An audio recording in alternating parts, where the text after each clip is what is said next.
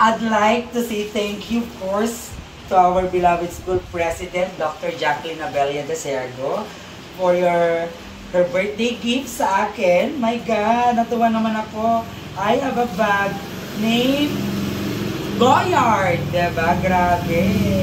Naka-Goyard si Doc Yari Handa. Ayan. And thank you din, ma'am, doon sa regalo mo sa akin na isa pang bag na Louis Vuitton. Ayan. Papakita ko sa iyo yung Louis Vuitton. Alagang-alaga ko pa din. But thank you for the Goyard bag and the Louis Vuitton.